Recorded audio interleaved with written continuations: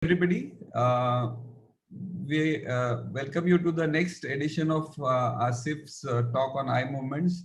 As you know, Aasef is in Cleveland and he's doing tremendous work on eye movements. For him, eye movements are just, he can wake up from sleep, start talking about the nucleus prepositus, hypoglossal and whatnot. And we had a long discussion at night. So it's when he's explaining things, he explains it so beautifully that today now he's going to talk to, spoke to us about earlier saccades and pursuit and disorders where the eye doesn't move properly. Now, today he's going to talk about disorders of gaze holding and he'll explain you what is the difference. Aasef, over to you. Thank you, Dr. Kutari.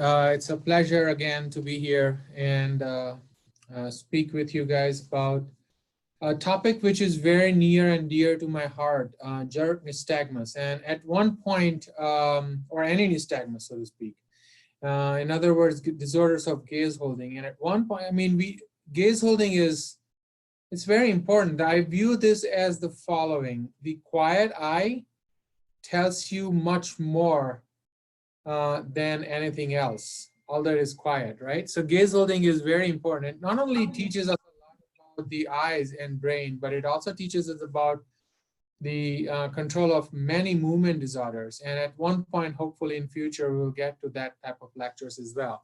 But today, what we are going to talk about is something very simple, very basic, the jerk nystagmus, which we see very frequently in our world.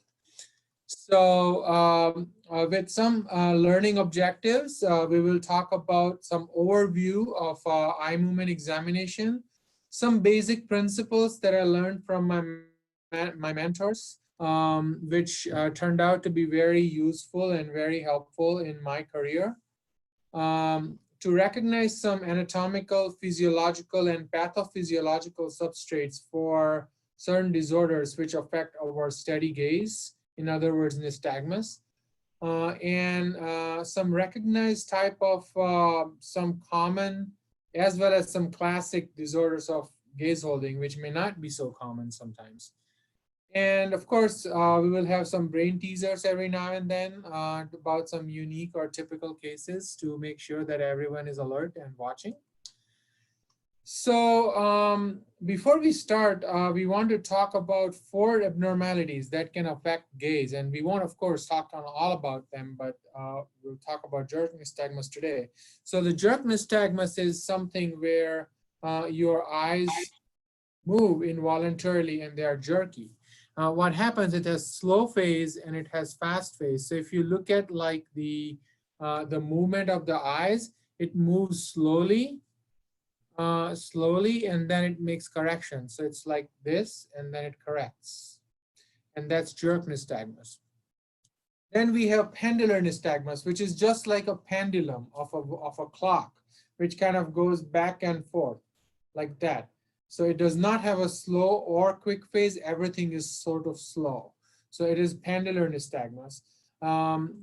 Then you have square waves, which is also types of saccadic intrusions, where your eyes move and then they stay there and then moves back and then moves again and stays there and moves back.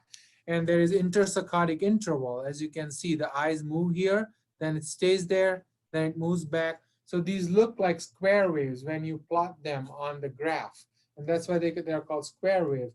And then there are saccadic oscillations or flutter or obstacles, which are very rapid, jittery eye movements.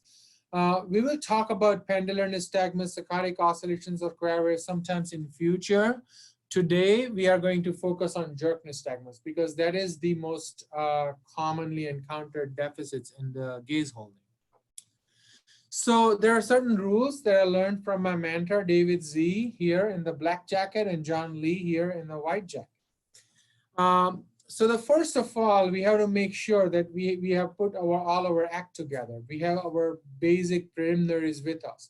What that means we have to make sure that our patient can see, because if somebody who cannot see, it is literally impossible to check their gaze or to interpret anything out of the gaze. You can look at their gaze, but there's not much you can interpret out of it. Same stands for the fundus. So you have to make sure that their fundus is okay. In other words, they can see. And of course, last but not least, we have to make sure that the lids can stay open. If they cannot keep their lids open, it is very difficult to examine their eye movements, of course, right? And I typically keep this type of card with us, Rosenbaum Pocket Vision Screener. You can use any kind of vision screener just to be sure that patients have good visual acuity. The other very important is you keep the distance, not between you and patient, between the patient and the visual target.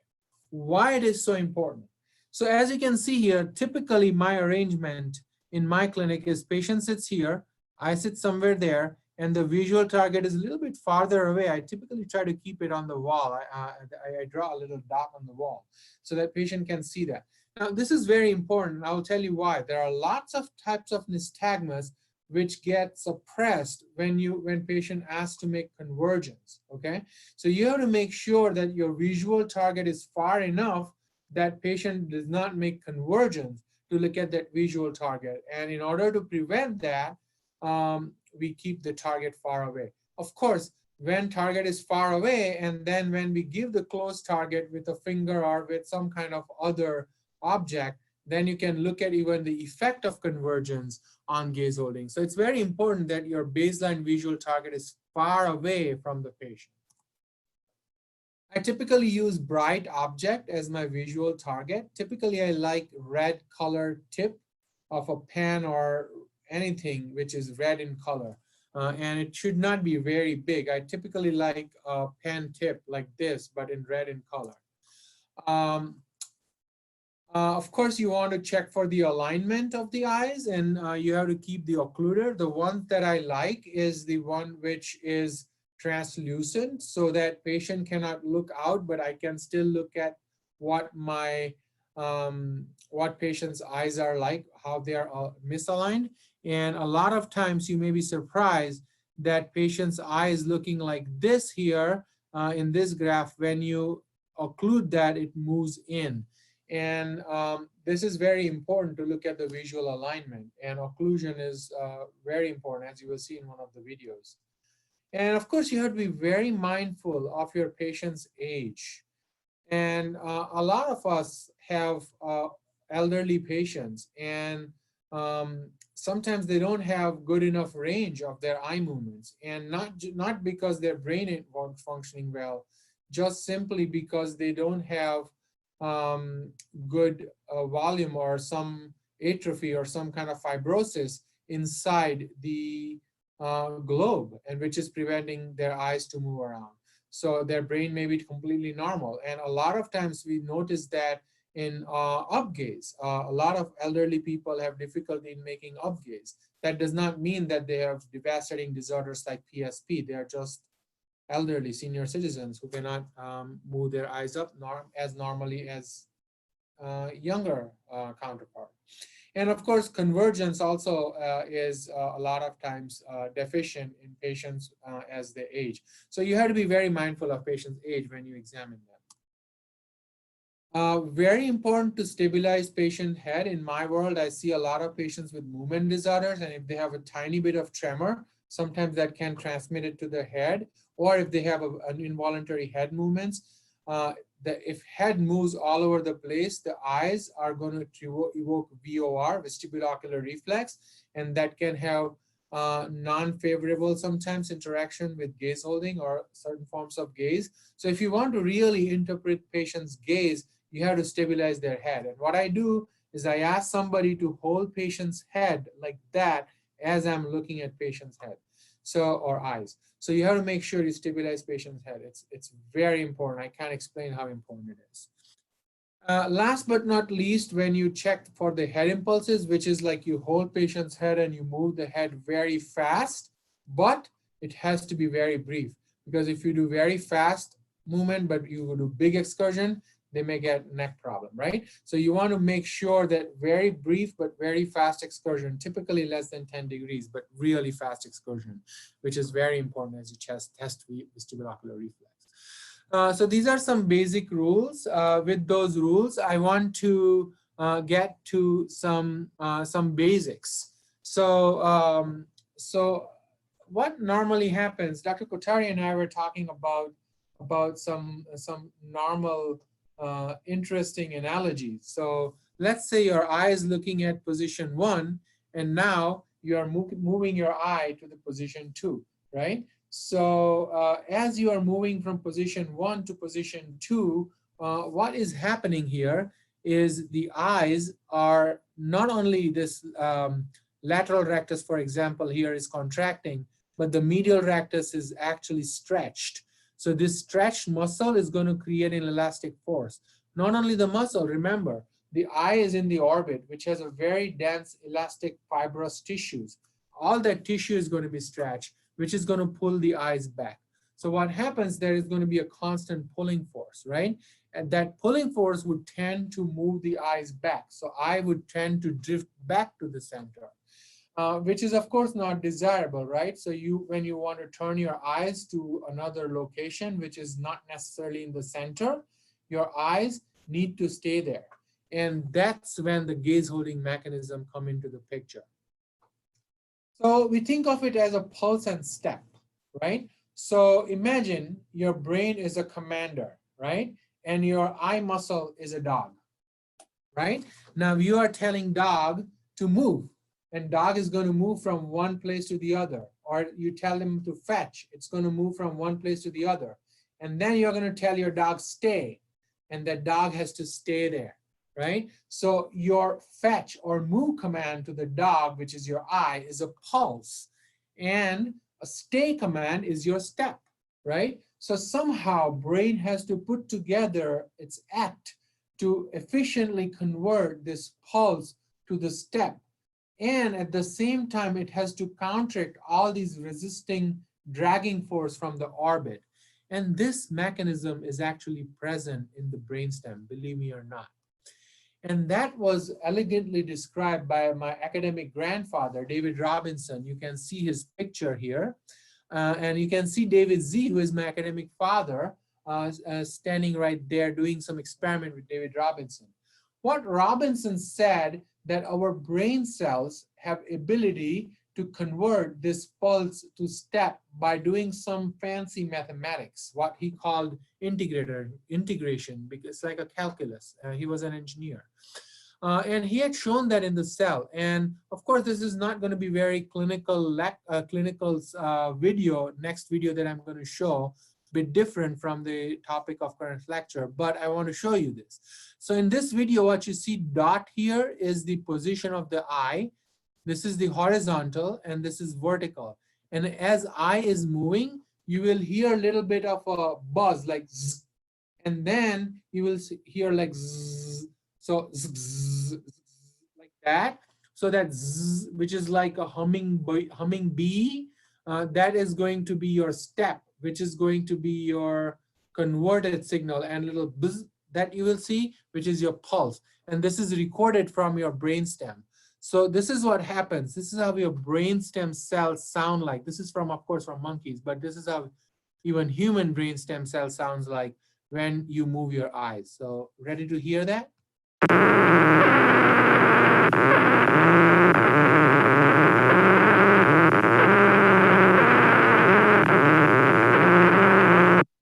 So if you had noticed in this video, whenever eyes go down, it buzzes larger. When eye goes up, it buzzes less. That means there is a conversion from pulse to step every time the eyes go down. And indeed, this cell was recorded from the monkey's midbrain, where our conversion happens for the vertical eye movements. In the medulla, we have for the horizontal eye movements. Now, this whole mechanism, which is important for conversion from pulse to step, it relies on three important areas of feedback. One is your cerebellum, your vision, and your orbital proprioception. If you have a problem with any of them, you are going to get a devastating problem where your eyes do move. So you do get a pulse, which is fine over here, but you cannot keep up with the step. And this is something which we commonly see in our clinics, what we call gaze evoked nystagmus. So I'm going to show you this video. It is a slow motion video of gaze evoked nystagmus, and what you will see is you will see a little drift and correction. So as patient is looking to the right side, you see that there is a drift which pulls the eyes back to the center, but then it is correcting to stay on the right side. And this is your typical gaze evoked nystagmus that is present, which is right beating when patient is looking to the right side. So there is a slow movement, which is a drift, and there is a fast movement to the right, which is beat when patient is looking to the right side. When the same patient would look to the left, it changes. It will come in a second. So as patient is looking to the left, as you can see, the eyes tend to drift towards the right now. So leftward gaze gives you left beating nystagmus, and rightward gaze gives you right beating nystagmus. And always when beat is to the right, your drifts are to the left. So this is your typical gaze evoked nystagmus. Of course, there are a few characteristics of the gaze evoked nystagmus, and I will outline them. So like you saw in that video, there are slow drifts which pulls the eyes towards the center, right? Then these drifts are always followed by a rapid movement, which are corrective movements, which brings the eyes back to the target. The drifts are minimal at one position. Typically, in most cases, it is at the center, which is null position. And the eye position relative to the null determines how fast would be the drift. And drift direction changes as your eyes move from one side of the null to the other. So when you look to the right, you get right beating nystagmus. When you look to the left, you get left beating nystagmus. When you go back to the center, gaze initially is quiet, but later on, what you see rebound nystagmus. We'll talk about that a little bit later. With that, I want to ask you about something very special, case one. So this is the woman who came with progressive worsening of diplopia and vertigo for about 11 months. I want you to focus on this video. Look at the target. So she has left beating nystagmus when she... Look to the left. Look to your right. But she does not have... Look up, forward. She's to the right. When she's at... Look at that target there. Left beating nystagmus. Look straight up. Left beating. Look up and to the left. Left. Look up and to the right. And very minimum to none to the right. So basically there was a gaze evoked. Forward. Her case null was shifted. She also had an esotropia. So right ESO. Eyes, the covered eye goes towards the nose. Okay, look towards the... So she had esotropia and she had a gaze evoked nystagmus, but it was null was shifted to the right side.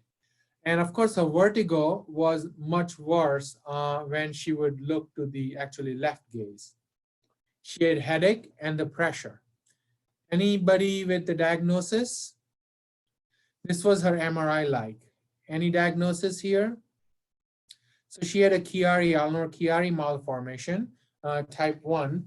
And the mechanism for her shifted null was because she had asymmetry. So you can see that there was asymmetric involvement of the two sides of the brainstem.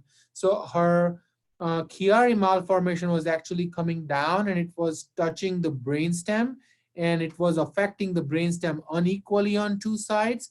And since it was affecting unequally on two sides, her null was kind of shifted on one side. It's like a push-pull mechanism. So her push-pull was uneven and it was shifted on one side. So in nutshell, gaze evoked nystagmus, when patient is looking at straight ahead, everything is fine. Eyes are quiet. When patient looks to the left side, you get left beating nystagmus. Right side, you get right beating nystagmus. Something that I did not show, when patient looks down, sometimes you get downbeat. When patient looks up, sometimes you get upbeat. When to the sides, you see the pocket, we call side pocket nystagmus, which is downbeat and left beat, or downbeat and right beat, or upbeat and left beat, or upbeat and right beat. So this is typical characteristics of the gaze-evoked nystagmus, which changes its direction based upon the eye in orbit position. Now I want you to characterize this phenomenology. 42-year-old woman who came with progressively increasing falls. When we look at her eyes, I'm going to show you eyes and her gait, both actually. And I want you to see, I want you to focus on the lids and the eyes, because lids are sometimes also very important to tell you which way eyes are moving, okay? So I'm going to play this.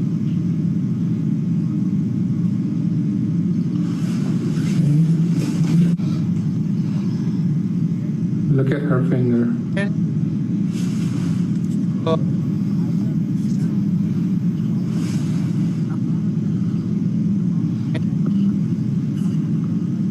Look at the camera.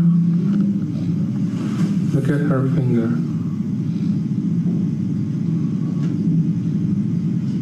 The camera.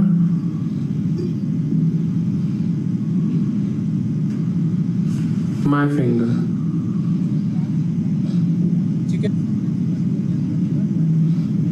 Camera.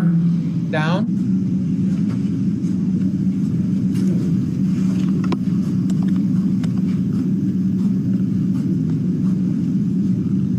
Keep going back.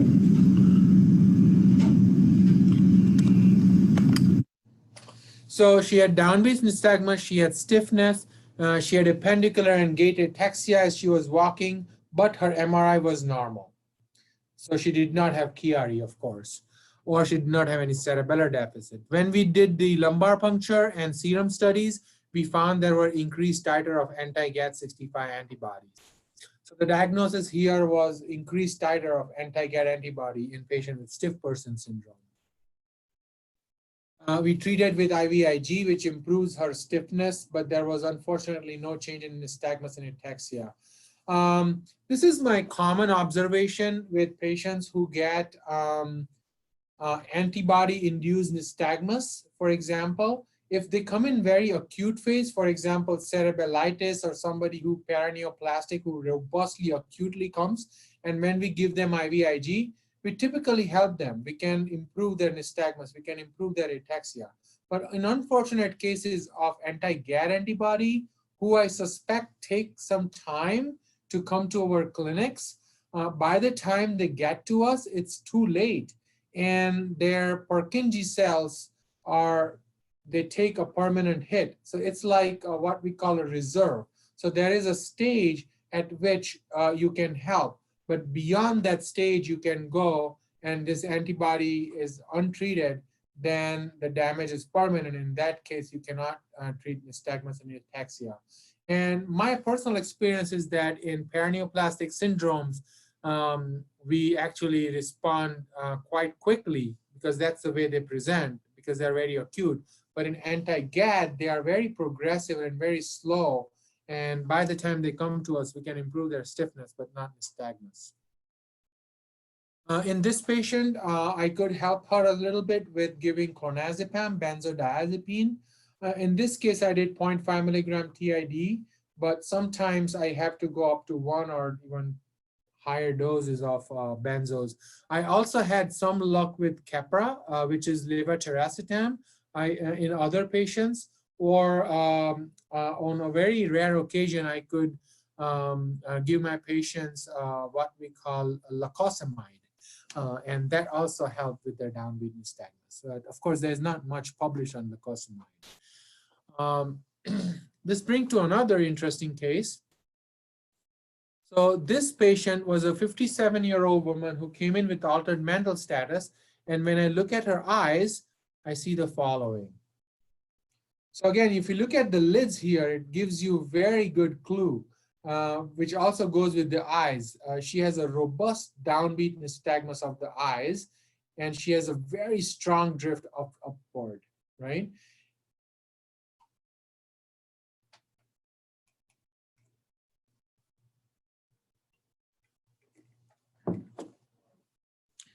When she looks up, her eyes are quiet.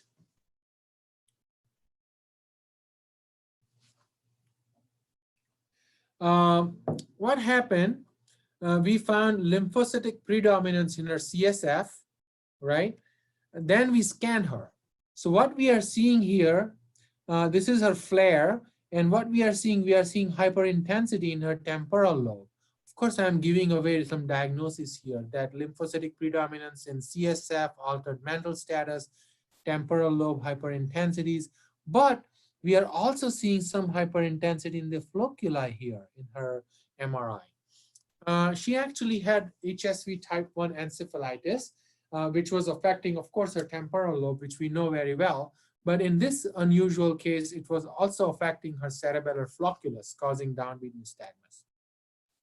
We gave her typical treatment, acyclovir, and it helped her. It's extremely rare. There were only 2 cases reported so far. So we reported this patient who had HSV1, and this was back when I was in my training. This is back about 10 years ago, about 2010. And the one before that was in 1983. That was by my mentor, David Z. At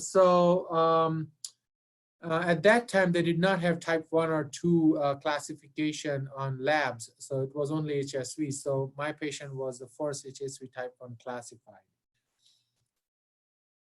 So with all that, we know all these interesting cases where we can tell where downbeat nystagmus is coming from, but in 60% of the cases, downbeat nystagmus still remain idiopathic. We don't know. And we did a little literature search in an editorial, and we find out that this blue, which is idiopathic downbeat nystagmus in the pie diagram, which comprises the major part, stroke or drug-induced MS or infection or some other rare conditions, as you can see here, comprise very small component of the downbeat nystagmus.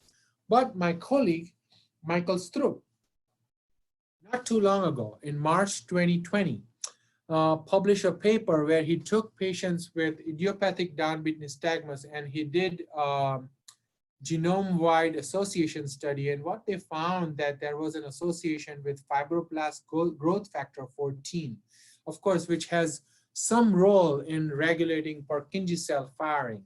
So it kind of makes sense with the theory of downbeat nystagmus. But we still, so this is very new, brand new as of last month. We know that some, what we call idiopathic, may have some sort of genome-wide genetic predispositions. I want to go into some mechanism of downbeat and contrast that with our gaze-evoked nystagmus. So as you may remember, in gaze-evoked nystagmus, what happens, you look to the right, the nystagmus is, or you look up, the nystagmus is upbeat, you look down, nystagmus is downbeat. So how downbeat differs from the gaze-evoked? So normally what happens is your cerebellar flocculus sends a negative signal to the superior vestibular nucleus, which then excites via ventral tegmental tract to the superior rectus, right? And then it also excites caudal medulla, and then it inhibits flocculus. This is a normal circuit. Now, when you do not have flocculus, for example, in our patient who had herpes simplex causing her flocculus lesion, in that case, her superior vestibular nucleus remains disinhibited. As a result, ventral tegmental tract send excessive excitatory signals to the superior rectus. So what happens, her eyes are now being pulled always upward. So there will be a bias. Eyes always want to go up because superior rectus is hyperactive. So this is a key differentiation between your gaze-evoked and your downbeat.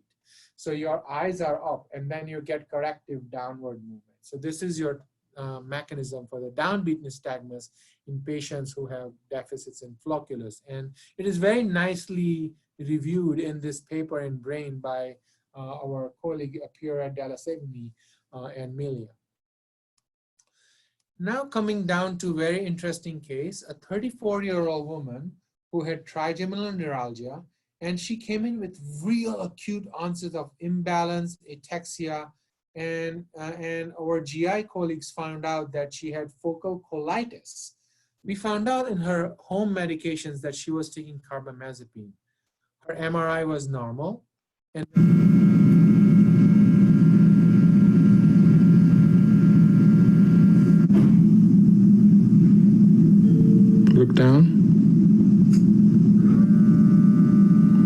Look up.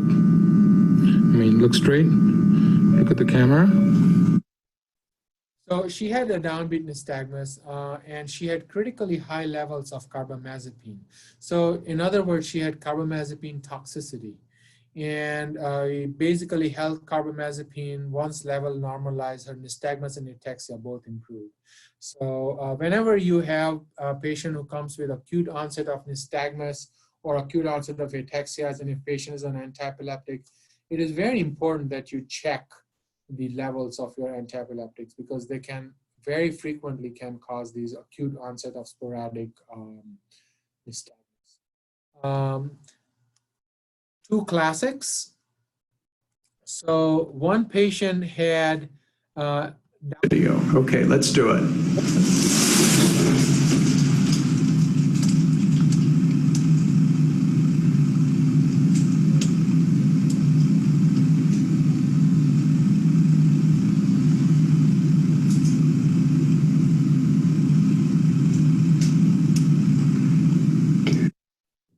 And when they scanned her MRI, she had a tumor in the nodulus.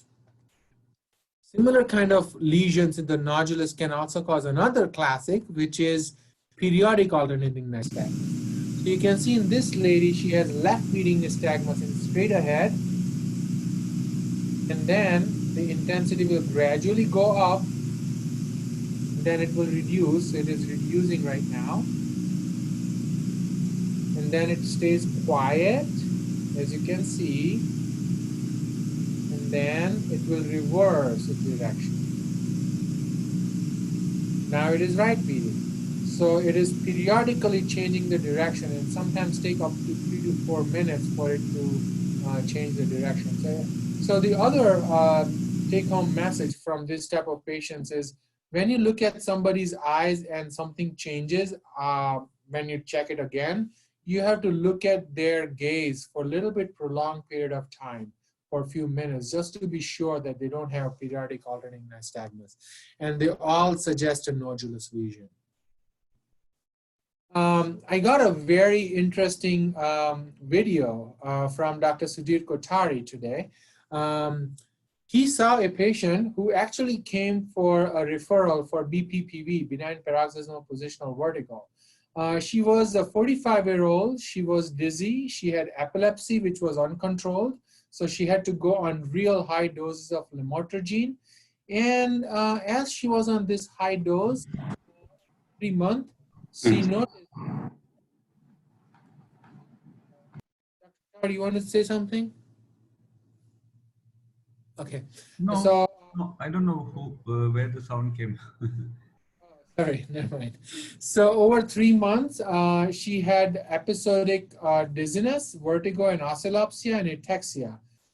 It would last for a day sometimes, or up to a few hours sometimes, and then it would go away, almost like paroxysm. So it was very, very interesting and very mysterious. And sometimes these were positional. So Dr. Kothari did video nystagmography, and as you can see here, in this nystagmography, that she had quiet eyes, and now I believe she is put in other position, and as she is put in a different position, her nystagmus would come up. So she had positional downbeat nystagmus in lamotrigine toxicity. And again, in these people, if you re-titrate these medications, their nystagmus gets better. So always remember, look at your patient's medication profile when they come with nystagmus. It is just like tremor. You know, somebody with tremor comes up, you look at their medication profile, same rule applies to the nystagmus also.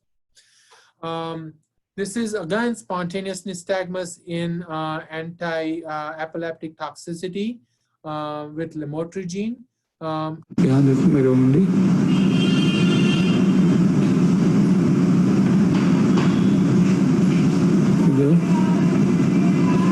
इधर उंगली देखो. They are far more common in patients who have phenytoin, as you may imagine, and frequently it was described in combination with phenytoin and carbamazepine. My colleague Jorge Cata had a paper or two on that too. and a couple of cases with lamotrigine. So the morale of the story is it's very important to look at their medication profile when you look at acute onset or spontaneous downbeat or isolated nystagmus attacks. So in nutshell, downbeat nystagmus is a little bit different from your gaze evoked, right? So your eyes are very quiet when you are in the up gaze, right? So it is quiet. And the nystagmus intensity starts increasing. As you can see, this increasing size of the arrow. I have shown, so it beats down or it beats down into the right or down into the left. And the intensity gets even higher as they go further down. So this is a classic trait of downbeat nystagmus that you see. Now, another interesting case, 80-year-old man with acute onset of vertigo, typically present when he was sleeping on the side of, while he was in the bed. And when I looked at him, when he was upright, he was... Look at my finger. Camera. Camera. Finger. Camera. Finger. Finger. Camera. Finger. Camera, finger, camera, finger, camera. Okay. Now he is supine.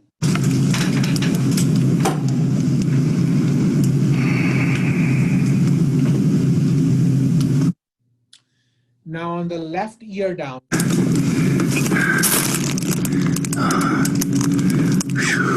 Eyes wide open.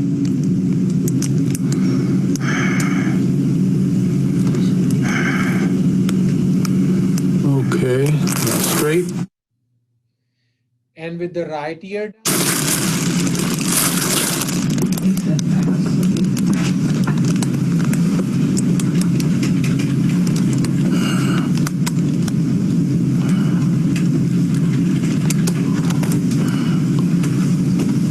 Straight.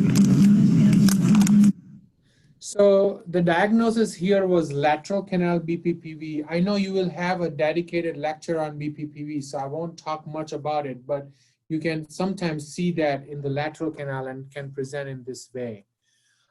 Briefly to talk about lateral canal BPPV, we have two types, geotropic, and where nystagmus beats towards the ground, which is rather more common form.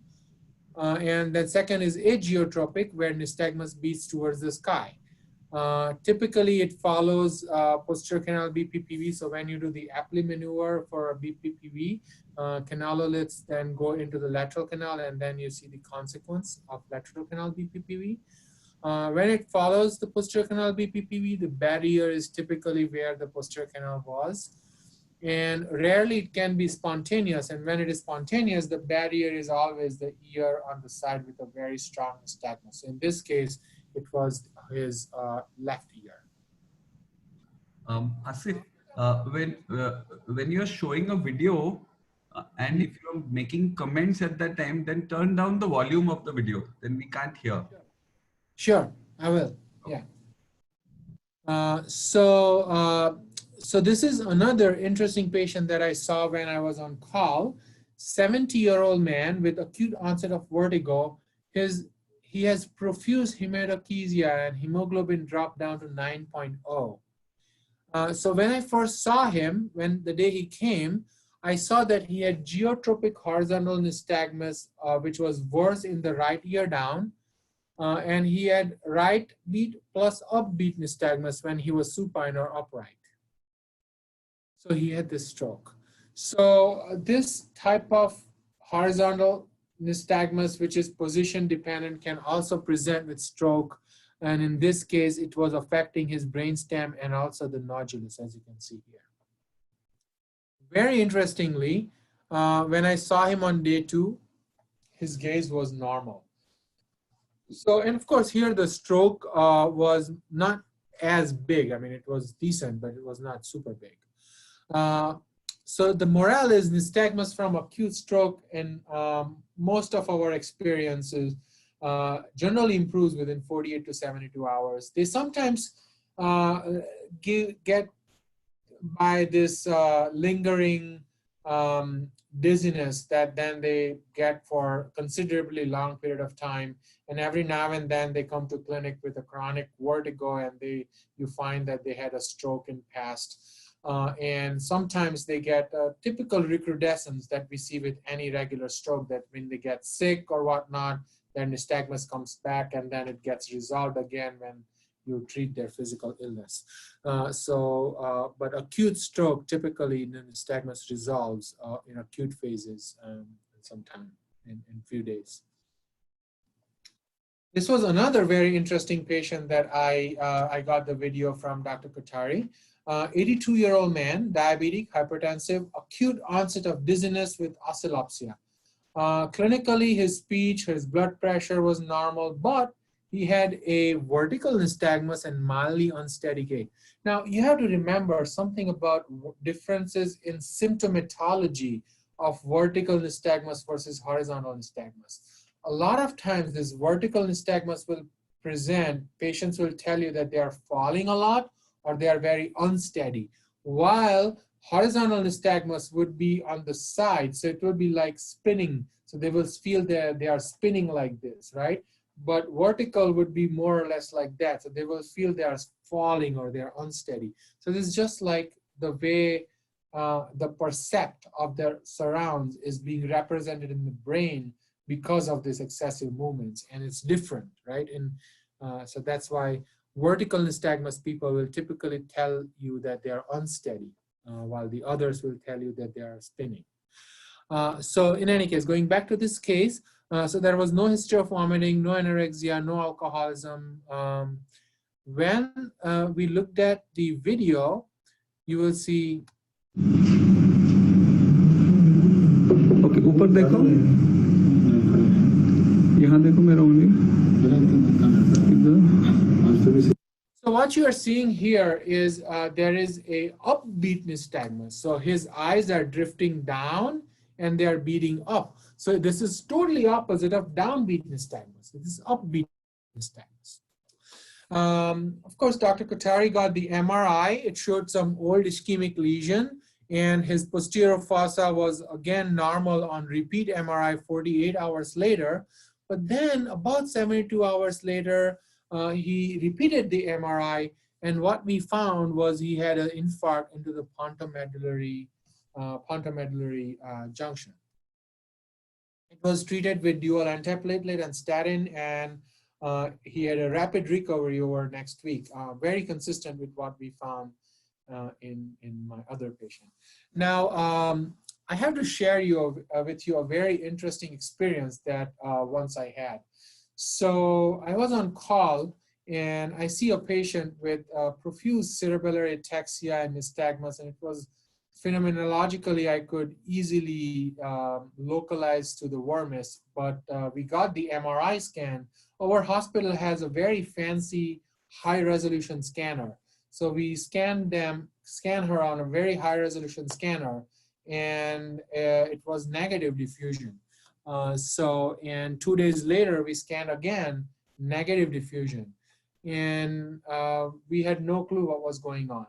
Then I transferred her to our main campus hospital, where I wanted neurosurgery to take a look at her, and I wanted more oncology to look at her because I was looking at paraneoplastic. At main campus, they happened to scan her on 1.5 Tesla instead of 3 Tesla. And it turned out that she had diffusion positive.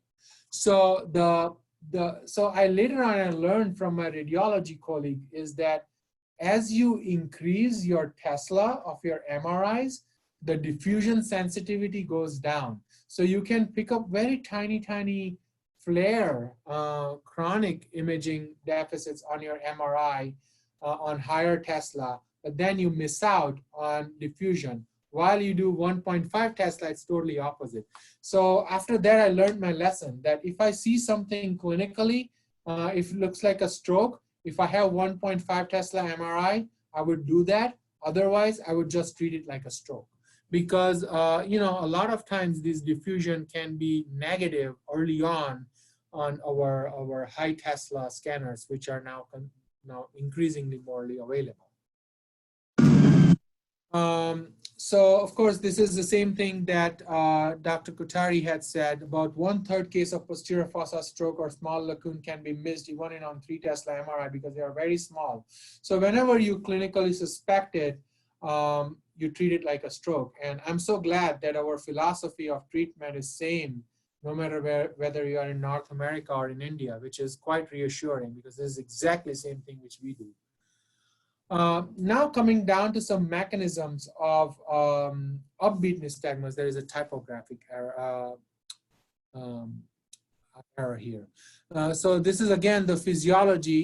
Flocculus sends an inhibitory signal to your superior vestibular nucleus, and then it sends excitation through ventral tegmental tract to the superior rectus, right? And then it sends excitation through caudal medulla to your flocculus, which goes inhibition, right? So now, let's say if we have a caudal medullary lesion, like what we had in the patient that Dr. Kothari had, then you are disinhibiting flocculus. So flocculus is hyperactive, and then it is sending excessive inhibitory influence on superior vestibular nucleus. As a result, your ventral tegmental tract is also inhibited, and as a result, your superior rectus is inhibited. Now, what happens when your superior rectus is inhibited? You have excessive drift downwards, right? Because now your inferior rectus is pulling your eyes down, and your eyes are then going to beat up. So what happens in these patients when you have caudal medullary lesion, by excessive activity of the flocculus, you are going to see upbeat nystagmus. Now, you can see something similar if you lesion the ventral tegmental tract, right? So if you lesion the ventral tegmental tract, you are cutting down the signal which goes to the superior rectus, and now superior rectus is now totally not working, not excited. As a result, your eyes are going to drift down and you're going to get upbeat nystagmus. So if you get a pontine lesion where ventral tegmental tract is, you will see something similar. So upbeat nystagmus can localize to your medullary junction or to your pontine lesions at both locations. The only way you can put it together is you have to find some corollary clinical findings or look into the MRI. So this brings to a special case, 56-year-old man with a history of acute onset of imbalance and double vision. He had history of diabetes and hypertension. Now I want you to look at two things. I want you to look at internuclear ophthalmoplegia. So I'm going to mute the volume here. And what you will see, this patient is asked to look at the right side. As he looks at the right side, his right eye is moving, but his left eye is not. Right? And at the same time, he also has subtle upbeat nystagmus.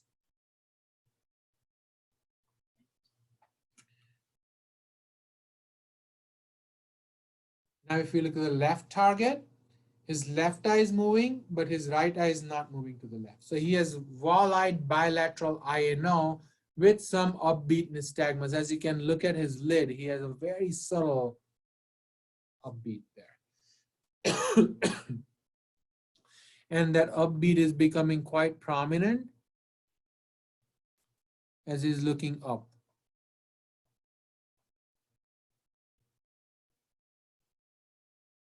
And down gaze was normal.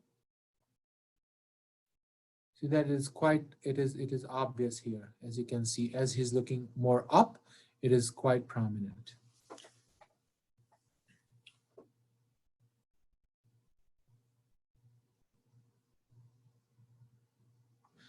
And his vergence was intact. So when we scanned him, he had infarct onto pontomesencephalic junction. So I had 2 such cases, and then we ended up publishing that. And then later on, I saw 3 or 4 more cases where we had upbeat nystagmus, bilateral, wall-eyed bilateral INO, wabino, and they had some exotropia. So when you see this ocular misalignment with upbeat nystagmus with INO, it's a telltale for pontum mesencephalic junction lesion. And if somebody does not have some kind of vascular risk factors, and if it happens acutely, then it is stroke, unless you prove it otherwise. And of course, you can also see that quite commonly in patients who have multiple sclerosis. But if patient does not have history of MS, or if you don't see anything else along the lines of MS, and if it's acute onset, then treat it like a stroke. So we treated with the stroke prevention. Nystagmus improved within 72 hours, and his diplopia actually improved within a few weeks. So now, when somebody has diplopia, I have a very, very cheap trick. So most of our patients are elderly enough that they have glasses. If they're not, they can get cheap glasses for $1 from a dollar store. What then you do is you put little frosting, like a tape, like a little sellotape or a little frosted tape like that you can get in any stationery place, and you just stick it over here on the glass. And when you do that, it gives you a very, it's cheap, but you can't even tell that. So cosmetically, it is not terrible either. And patients get very, very good subjective benefit. And then once they get better, within a few weeks, they can just rip off the tape and throw it out. And so that way they don't have to spend money on the frosting of glasses. And most of my patients like that. This brings to special case number 6, 72-year-old woman with a progressive imbalance and stiffness. She had a history of type 1 diabetes, independent of head orientation with respect to gravity. So whichever way I move her head, she still had some sort of imbalance, and she had some gaze-evoked nystagmus. She had gait and appendicular ataxia and stiffness. And when I look at her eyes, see this upbeat nystagmus there?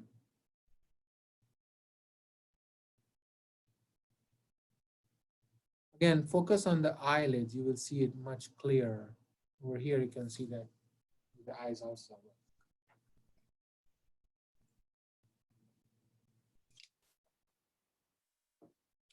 And of course, when she was supine, she did not have any change or in any of the other gaze orientations. This one highlights the point that sometimes looking at the eyelid makes it easier to look for the vertical nystagmus. Yes, it is very important. There are two things which I pay attention. So for vertical nystagmus, I very closely look at the eyelids because that helps a lot. And I sometimes also look at the blood vessels, especially for the torsional nystagmus, because blood vessels around the eyes and their direction of motion, it helps you a lot. And I will demonstrate that in one of the next future videos. So in this lady, we checked again, we found increased GAD levels. So anti-GAD antibody can also cause upbeat nystagmus. We actually tried to treat her with plasma exchange. Again, we could improve her stiffness, but we did not have much luck for nystagmus or ataxia in her case, just like our other patient. And that stays the same for about 15 other patients who I had with syndrome of anti-GAD antibody. I did not have much luck treating their nystagmus with any of these. I simply have to use some sort of symptomatic therapy with benzodiazepines or something else. So upbeat nystagmus in nutshell, eyes are quiet when patient is looking down in the orbit, and you see the upbeat nystagmus on straight ahead position, and the intensity further increases as the eye in orbit position goes up. Now, I want you to characterize this phenomenology. I know we talked a lot about lids. So what you see in this patient, you are seeing the lid movements, but if you look at carefully, there are no eye movements. She only had lid nystagmus.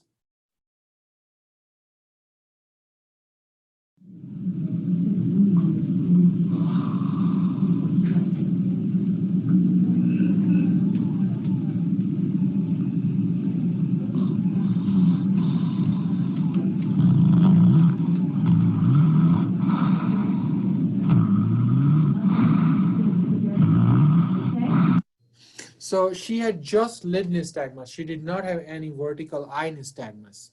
So I call it lid nystagmus. It was actually temporally correlated with periodic lateralized epileptiform discharges from our frontal and parietal lobe. So what you're seeing here is EEG. So the red here is the lid EMG. So every time you see this blip, it shows you the lid movement. And over here, you are seeing the periodic lateralized epileptiform discharges coming from her right hemisphere. And every time there is this nystagmus, there is a correlation with the PLED. What that means is that this was actually caused by the PLEDs, which was manifesting in form of lid nystagmus. I actually called it ictal blink because it's actually a blink because it's bilaterally yoke movement of both eyes, and it involves your levator palpebrae superioris, which is for the blink, and that's why I call it ictal blink. Now, this is a little bit different than some sort of lid movements that you would see in patients with seizure or generalized seizure, what I call ictal wink. So wink is actually one side. So if you look at like my face, this is wink and this is blink. So when you see one side of the eye, it is your wink. So I want to see you to see this video. This patient has like generalized epilepsy, and then towards the end, you will see the ictal wink, like his left eye would be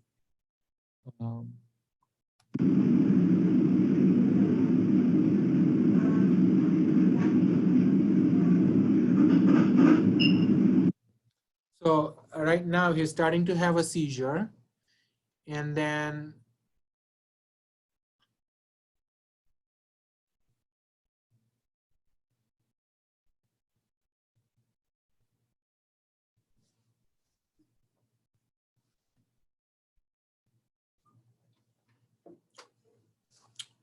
as he will turn his head, you will see that. You see the eyes are closed, but it's only on one side. So here you can see it very well. So, so at the end, you see that this eye is only closed. It's like a wink. And I had another video, which I was unfortunately was not able to find, but in that case, patient had like constant rhythmic movement of the lid. And you may have seen that in your own practice also, that one side lid also moves. And what we call it ictal wink. So there is ictal blink and ictal wink. Ictal blink is both eyes or both eyelids, and ictal wink is one. And typically ictal blink I saw in this patient with PLEDs, while ictal wink is generally generalized seizure. And it's probably, we don't know actually what is causing ictal wink. And I asked my mentor, Hans Ludersons. One of the theories is that it is just spread of the current, and that causes that. Lid nystagmus is actually not something that we discovered. It is present, we know it for many years, and it was well characterized by my mentor, Bob Daroff. So lid nystagmus in their patient was present along with a bad vermis cerebellar lesion, and it was evoked by the convergence of the eye movement. So whenever patient converged the eyes, as you can see in this sketch that came from the Daroff's paper, the patient also had vertical lid movement. So it was ocular convergence had a correlation with the lid nystagmus. And it was originally described by somebody called Pick in 1916, and it was called Pick's nystagmus. And Daroff and Pick and all these people, they came up with the explanation. Then they thought that there is an abnormal spread of electrical activity in oculomotor nucleus during these maneuvers cause lid nystagmus.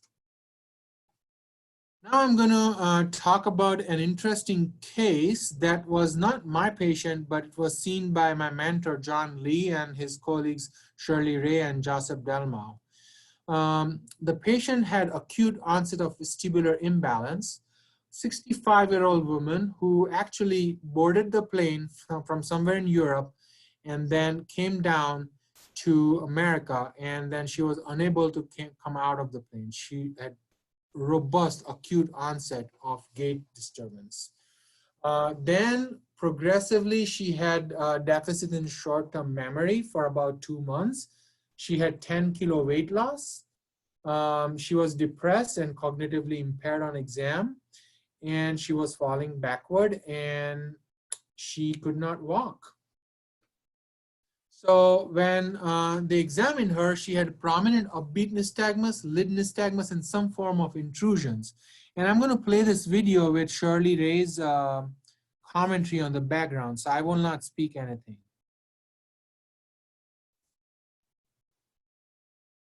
Just so we can see precisely what is happening here. Okay. We can see the eyes are moving with upbeat nystagmus, and in addition, they are jerking in multi-direction.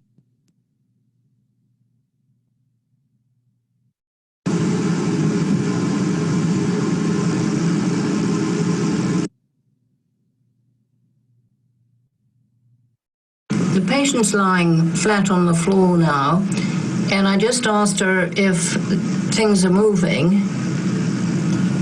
Are they moving? No. No.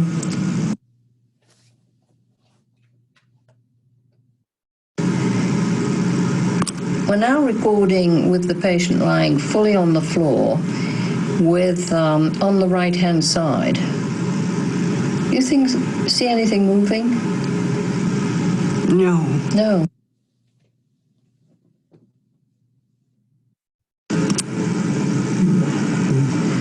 Well, now we're recording with you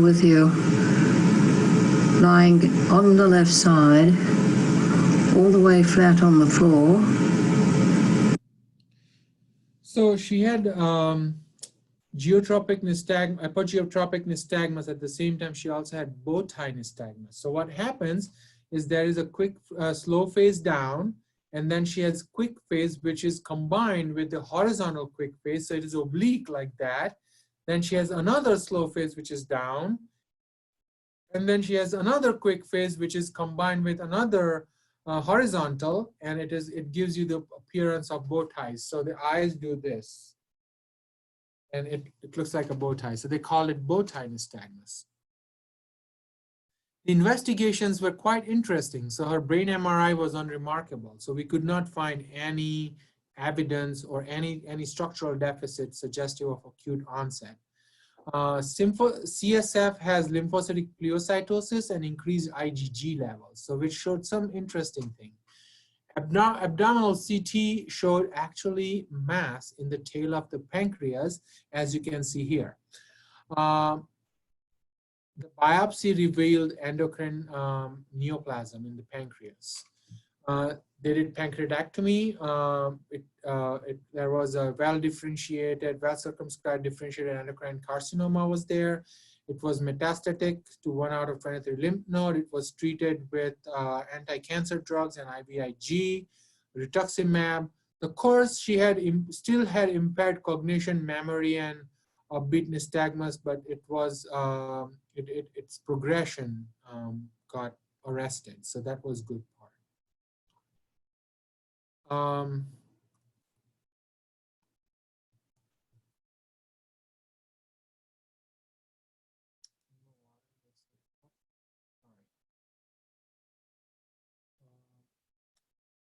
second.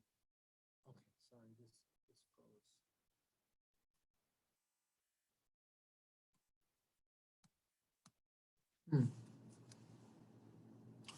For some reason, I'm having difficulty in playing this video.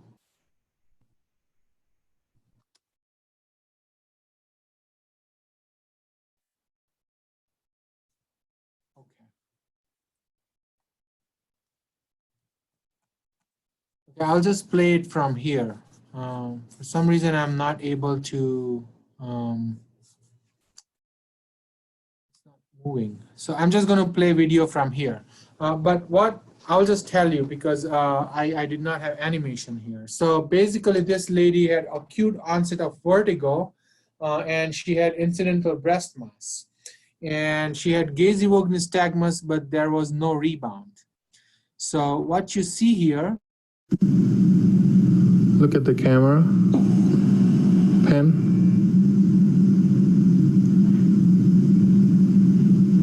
Camera.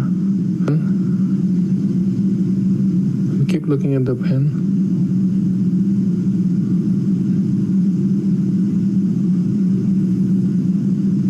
camera.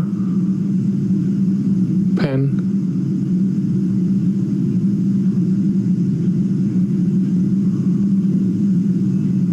Camera. So this patient had a very interesting presentation. So she actually came into ED and they were concerned about vestibular neuritis.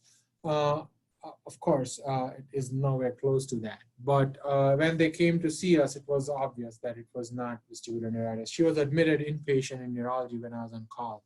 And we saw this gaze-evoked nystagmus. And then in passing, she mentioned that while she was taking shower, she felt some kind of a nodule in her breast. So then we got her to get the workup of her breast mass, and she ended up having invasive ductal carcinoma. It was excised, it was treated with chemotherapy, and in fact, her nystagmus improved within a month of that. So again, morale of the story is that paraneoplastic nystagmus that we frequently see, which is also immune, they present very dramatically, very acutely. And if they present so acutely, that antibody does not have enough time to cause the permanent damage to your cerebellar Purkinje neurons. And then you just act on it right away and you can help them and their nystagmus gets better. And you contrast that with anti-GAD antibody, those are like gradually progressive deficits. So by the time these patients start noticing a problem and start to come to the neurologist, it is too late. And by the time we scan, they start having some Purkinje cell loss, and you can't really help them despite you clean up the antibodies. So this is a difference that I have been noticing between paraneoplastic versus anti-GADs. Now, I really hope that this one works.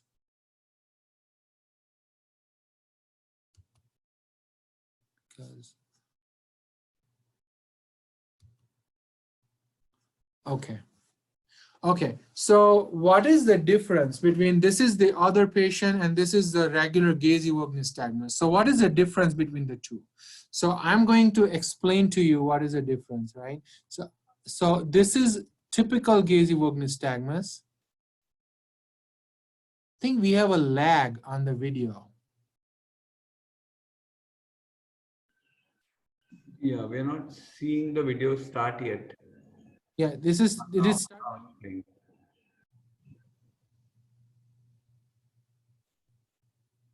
Did it start? Yes. Okay. So let me just go back on this video because I want to explain. So this lady has a regular gaze-evoked nystagmus. When she looks to the right side, you see the right beating, correct? And when she goes back to straight ahead afterwards, you see the left beating, right? So what we call, there is a rebound. So when it is on the right side, it is right beating. When it goes back to straight, left beating. When left side, it is left beating. And it is very dramatic. When she will go straight, she will have right beating. So typical gaze-evoked nystagmus will have on eccentric position, there will be a beat, and when they go back to the center, they will have a rebound nystagmus, as you saw here. This contrasts with the lady with the breast cancer that I just showed. I'm going to play our video again to demonstrate to you. Look at the camera. Pen. So you see there is a right beating here, but there is no rebound.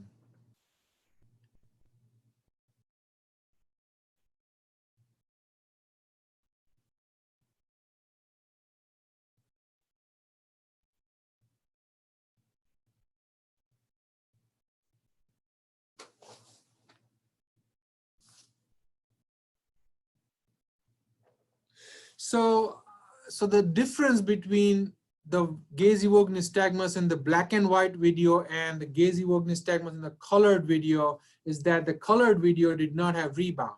The black and white video, that patient had cerebellar atrophy, which was leading to gaze-evoked nystagmus, while the patient on the other side, colored video, she had paraneoplastic, right? So why she did not have rebound? Actually, this case tells us a very interesting phenomenology. So what happens is when you're looking at the center, you don't have gaze-evoked nystagmus, right? When the eyes look to the right side, you get the right beat nystagmus, as I'm showing with this arrow, right? Now, when you get this right beating nystagmus, your brain puts together a way to counteract that nystagmus. So what your brain does, it tells your vestibular nucleus to go and generate something to oppose that right beat. So what your vestibular nucleus then does, it generates the leftward bias.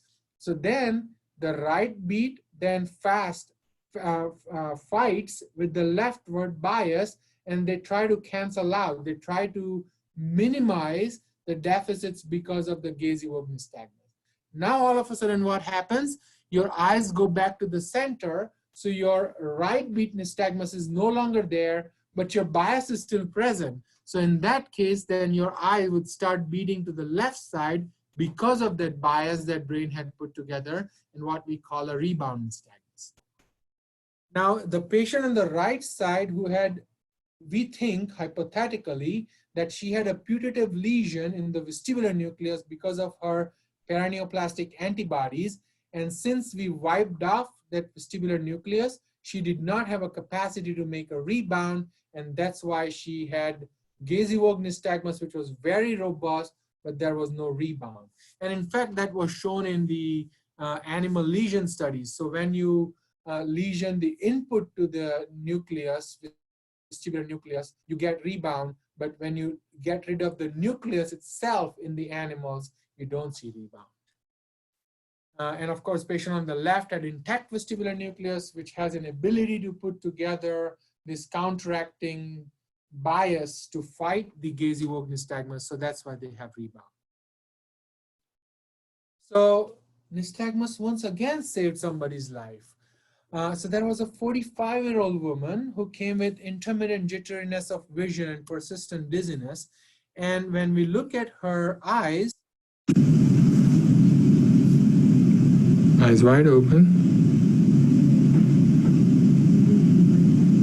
So what you're seeing here is she had like jittery movements, but on top of that, she has little torsional nystagmus.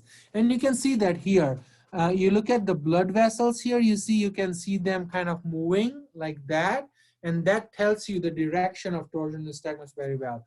In people who have light colored eyes, you can also look at the iris pattern. But I can imagine in people with brown eyes, most like myself or many of our Indian people, we can't really see the iris pattern. So what you want to focus on is the blood vessels, and that tells you the torsion direction. So this lady had a seesaw nystagmus and opsoclonus. We'll talk about opsoclonus later on.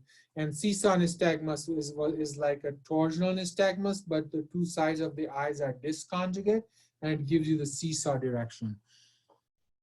She actually had positive ANNA1 antibody for breast cancer. Again, she came with a very robust, dramatic presentation with this, and we sent out the antibody panel. She was positive.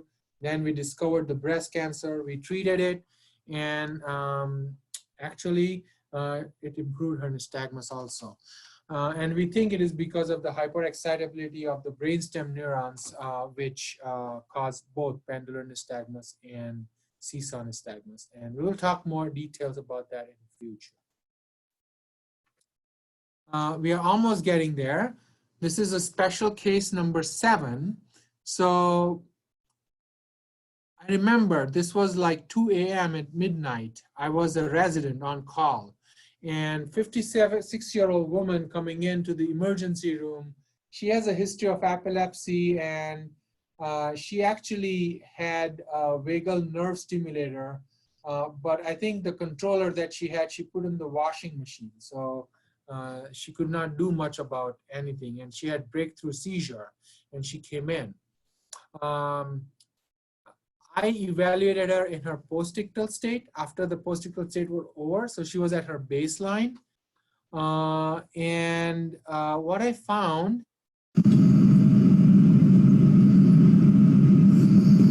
focus on her blood vessels here.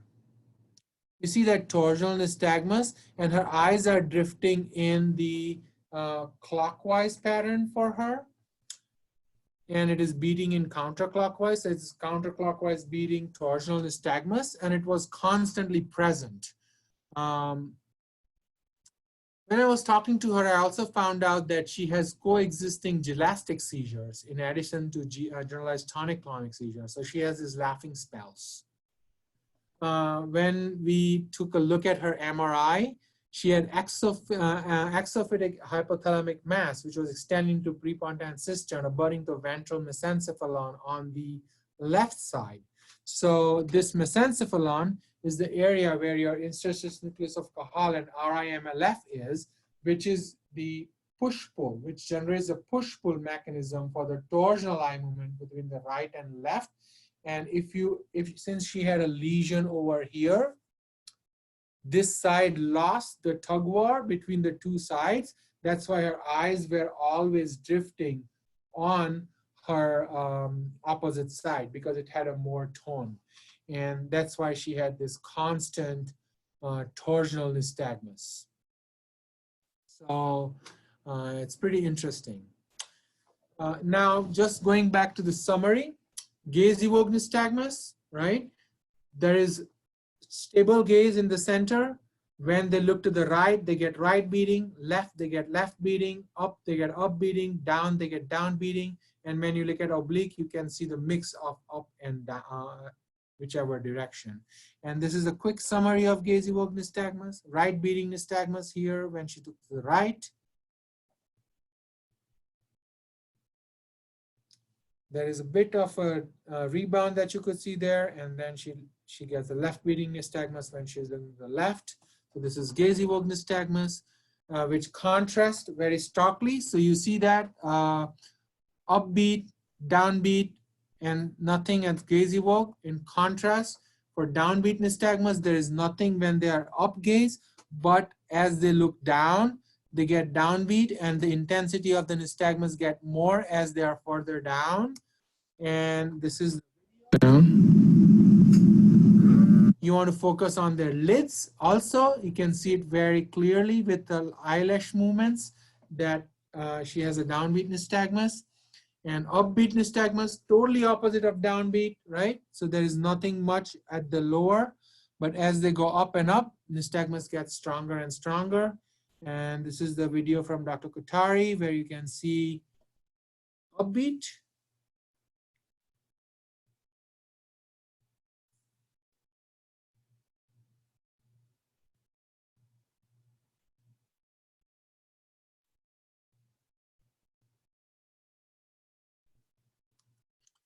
And with that, I want to summarize the rules again. Remember the rules of examining gaze. Be sure to have your preliminaries.